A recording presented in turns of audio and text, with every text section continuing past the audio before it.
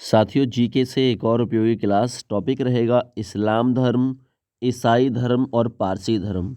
इन तीनों धर्म के बारे में जो महत्वपूर्ण जानकारी है वो आज की वीडियो के ज़रिए आप लोगों को प्रोवाइड की जाएगी।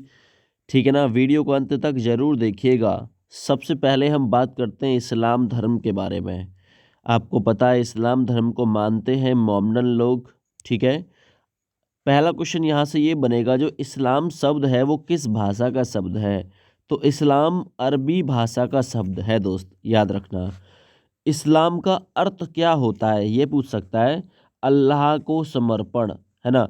ये पूछेगा कि इस्लाम धर्म का अर्थ क्या है, तो इसका अर्थ है अल्लाह को समर्पण होना। इस्लाम धर्म के संस्थापक पूछे तो कौन थे? हजरत मोहम्मद साहब, पैगंबर हजरत मोहम्मद साहब, ऐसा भी लिखा हुआ मिलेगा आपको कहीं पे। आगे, मोहम्मद साहब का जन्म कब हुआ था? 570 ईस्वी में हुआ था।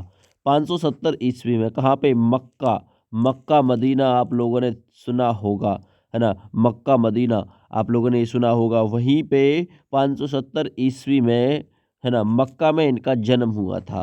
इनकी माता का नाम अमीना था। आपसे पूछेगा मोहम्मद साहब की माता का नाम क्या था? अमीना। और पिता का नाम क्या था? पिता का नाम अब्दुल्लाह था। ये लोग कुरैश जनजाति से थे।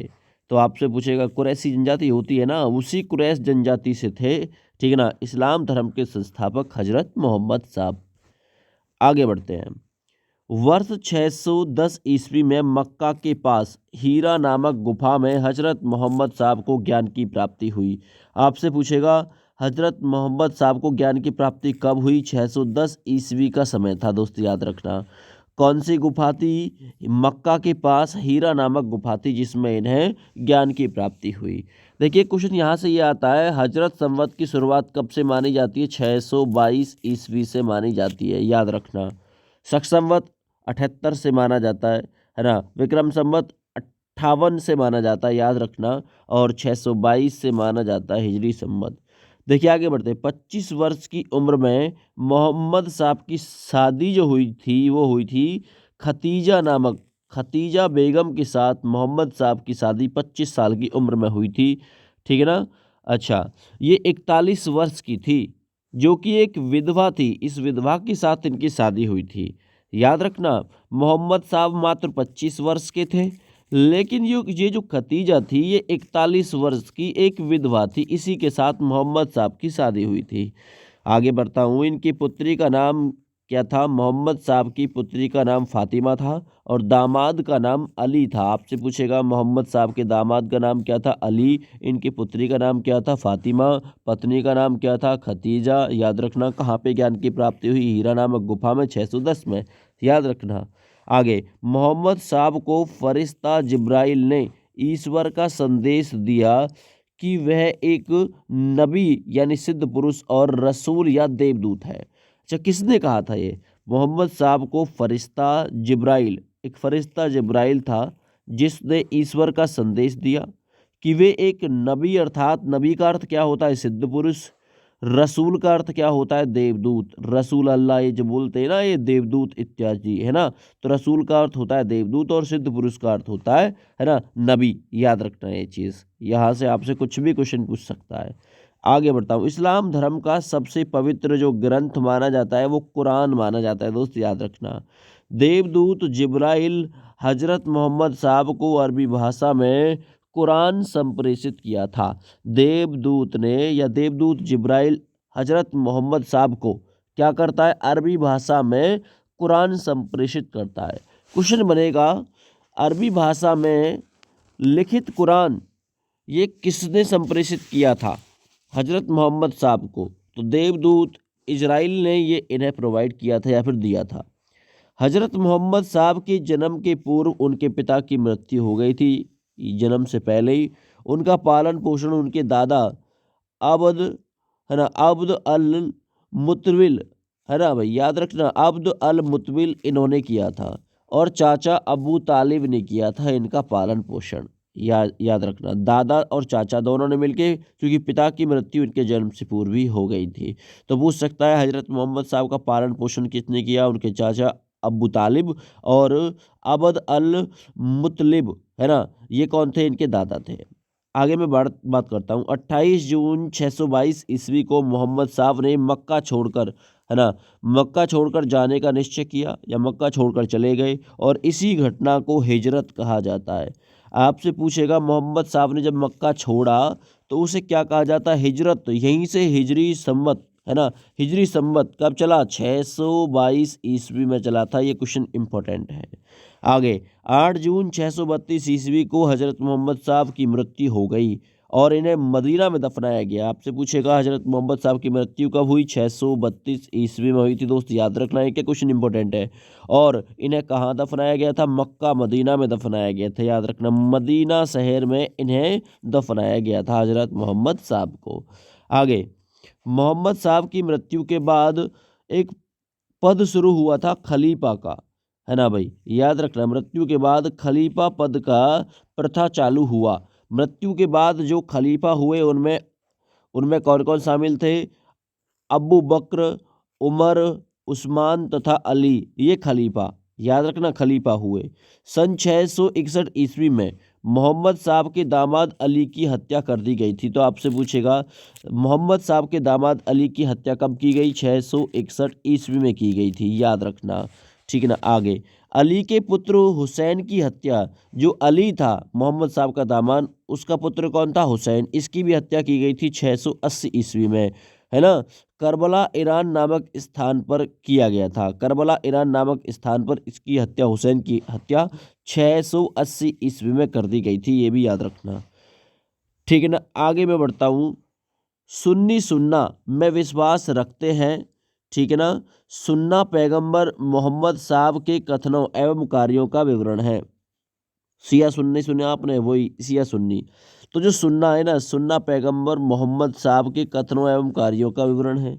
सिया अली की शिक्षाओं में विश्वास रखते हैं। तो आपसे पूछेगा सिया जो किसकी शिक्षाओं में विश्वास रखते हैं, अली की शिक्षाओं में, ठीक है ना। जो सिया और इनके साथ जो सुन्ना सुन्नी थे वो किस में विश्वास रखते थे, तो वे जो सुन्ना सुन्नी थे पैगंबर मोहम्मद साहब के कथनों में विचार, और सिया जो लोग थे वो अली की शिक्षाओं में विश्वास रखते थे। उन्हें मोहम्मद साहब का न्याय सम्मत उत्तराधिकारी मानते हैं या फिर माना गया है। याद रखो। ईद ए मिलाद उन नबी मुस्लिम पर्व मोहम्मद साहब के जन्मदिन के अवसर पे मनाया जाता है। तो आपसे पूछेगा मोहम्मद साहब के जन्मदिन के अवसर पर कौन सा पर्व मनाया जाता है, ईद ए मिलाद उन नबी। याद रखना।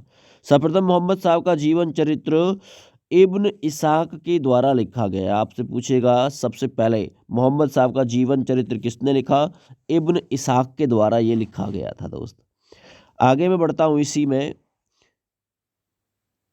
वर्ष 1924 ईस्वी तक इस्लाम जगत में खलीफा का पद रहा।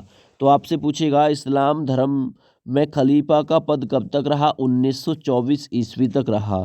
इसके बाद इसे तुर्की के शासक मुस्तफा कमाल पाशा ने समाप्त कर दिया। आपसे पूछेगा खलीफा के पद को किसने समाप्त किया, मुस्तफा कमाल पाशा जो कि तुर्की का शासक था, इसी ने इस पद को समाप्त कर दिया, खलीफा को। आगे बढ़ते हैं, हम ईसाई धर्म के बारे में जानते हैं, थोड़ा थोड़ा सभी के बारे में जान रहे हैं। इस्लाम धर्म का जो संस्थापक है वो ईसा मसीह को माना जाता है, ईसा मसीह को।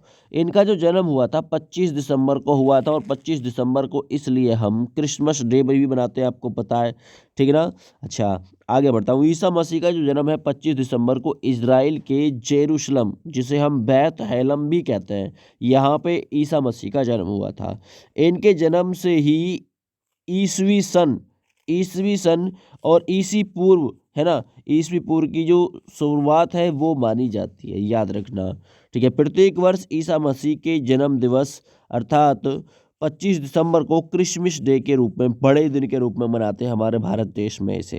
हालांकि वो दिन छोटा होता है लेकिन बड़ा दिन कहा जाता है, क्योंकि उसके बाद में जो दिन है वो घटना शुरू हो जाता है दोस्त, है ना। दिन बढ़ना शुरू हो जाता है और रात छोटी होनी शुरू हो जाती है, ऐसे मान के चलना।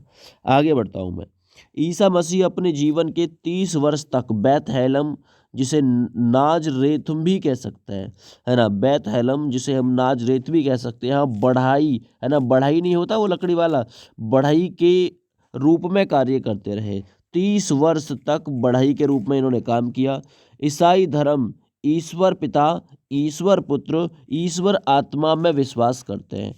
आपसे पूछेगा ईश्वर पिता, ईश्वर पुत्र और ईश्वर आत्मा में कौन से धर्म के लोग विश्वास करते हैं? ईसाई धर्म के लोग। अगर आपसे पूछे ईसाई धर्म की पवित्र पुस्तक कौन सी है, तो उसका नाम है बाइबिल पुस्तक। दोस्त याद रखना, बाइबिल पुस्तक है इनकी, जो कि सबसे ज़्यादा पवित्र ग्रंथ है। आगे बढ़ता हूँ। सन 33 ईस्वी में ईसा मसीह, जिसे हम जीसस भी कहते हैं, इसको रोमन गवर्नर पोंटियस ने फांसी की सजा दी थी। तो यहाँ से क्वेश्चन बनेगा भाई। यहाँ से ईसा मसीह को फांसी कब दी गई? 33 ईस्वी में। ईसा मसीह को क्या कहा जाता? जीसस। किस गवर्नर ने दी थी? तो रोमन गवर्नर था पोंटियस, जिसने इसे फांसी की सजा सुनाई थी या फिर दी थी। ईसा मसीह के प्रमुख शिष्य में एंड्रूस एवं पीटर थे। आपसे पूछेगा ईसा मसीह के शिष्य कौन थे? एंड्रूस और पीटर, याद रखना। ईसाई धर्म का सबसे पवित्र चिन्ह कौन सा है? तो क्रॉस चिन्ह है, क्रॉस याद रखना। कुछ इस टाइप का बना हुआ है वो क्रॉस, ठीक है ना, कुछ इस टाइप का क्रॉस चिन्ह है इनका भाई। आगे मैं बढ़ता हूँ। प्रथम ईसाई धर्म प्रचारक है ना कौन थे? सेंट थॉमस, पहलव शासक या पल्लव शासक, ठीक है ना। तो प्रथम ईसाई धर्म के प्रचारक थे सेंट थॉमस। पहलव शासक गोंडोक-फर्नीज के शासनकाल में भारत आया था। क्वेश्चन पूरा पढ़िए तब समझ में आएगा, है ना। प्रथम ईसाई धर्म का जो प्रचारक था सेंट थॉमस, ये गोंडोफर्नीज के शासनकाल में भारत आया था। तो पूछेगा कौन? गोंडोफर्नीज के शासनकाल में प्रथम ईसाई प्रचारक कौन सा था जो भारत आया था? Saint Thomas. आगे मद्रास के म्यालपुर में सेंट थॉमस की हत्या कर दी गई थी। तो आपसे पूछेगा इसकी जो सेंट थॉमस है, इसकी हत्या कहाँ पे की गई थी? तो ये मद्रास, जो कि तमिलनाडु चेन्नई के पास में है, म्यालपुर में सेंट थॉमस की हत्या कर दी गई थी। ईसाइयों को अकबर ने आगरा और लाहौर में गिरजाघर बनाने की अनुमति दी थी। तो भाई कहाँ कहाँ अनुमति मिली थी? गिरजाघर अपना बना सकते हैं आगरा और लाहौर में। चलिए मैं थोड़ा सा आपसे पारसी धर्म से और काम करा देता हूँ। पारसी धर्म के अनुयायी अहूर ईश्वर को मानते हैं। अहूर ईश्वर। आपसे पूछेगा पारसी धर्म के लोग किस ईश्वर को मानते हैं? अहूर ईश्वर को। पारसी धर्म के पैगंबर कौन थे? तो वो थे जरथुष्ट्र, याद रखना। एक ईरानी व्यक्ति थे ये पारसी धर्म के प्रवर्तक। इनकी पवित्र पुस्तक पूछे, पारसी धर्म की पवित्र पुस्तक है जेंद अवेस्ता, पारसी धर्म का मूल ग्रंथ है। पारसी धर्म में अग्नि पूजा का महत्वपूर्ण स्थान है। तो आपसे पूछेगा किस पूजा का महत्वपूर्ण स्थान है? मूर्ति पूजा, है ना, अग्नि पूजा का है। तो पारसी धर्म की शिक्षा के मूल आधार 3 थे। कितने आधार थे? 3। सद्विचार, सद्वचन, सद्कार्य। ये पारसी धर्म की शिक्षा के 3 विचार थे। अकबर ने पारसी संत दस्तूर मेहरजी राणा से प्रभावित होकर दरबार में 24 घंटे अग्नि प्रज्वलित करने का आदेश दिया था। तो अकबर ने किस से प्रभावित होकर दरबार में 24 घंटे अग्नि प्रज्वलित करने का आदेश दिया था?